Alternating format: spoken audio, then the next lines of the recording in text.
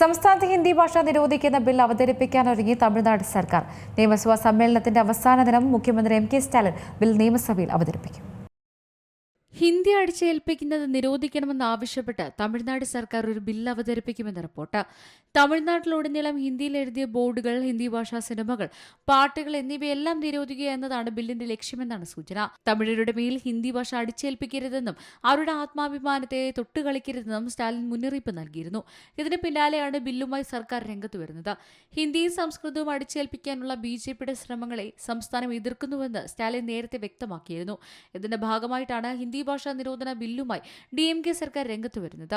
സംസ്ഥാനത്തിന്റെ ദ്വിഭാഷാ നയം, സ്കൂൾ വിദ്യാഭ്യാസം, ഉന്നത വിദ്യാഭ്യാസം, നൈപുണ്യ വികസനം, തൊഴിലവസരങ്ങൾ സൃഷ്ടിക്കൽ എന്നീ മേഖലയിൽ സഹായകരമാകുമെന്നാണ് DMKയുടെ വാദം. ബി.ജെ.പി. ദക്ഷിണേന്ത്യൻ സംസ്ഥാനങ്ങളെ വഞ്ചിക്കുകയാണെന്നും അദ്ദേഹം നേരത്തെ ആരോപിച്ചിരുന്നു. കഴിഞ്ഞ ലോക്സഭാ തെരഞ്ഞെടുപ്പ് സമയത്തും വിഷയം പ്രചരണത്തിനായി DMK ആയുധമാക്കിയിരുന്നു. National desk, Malayalam news.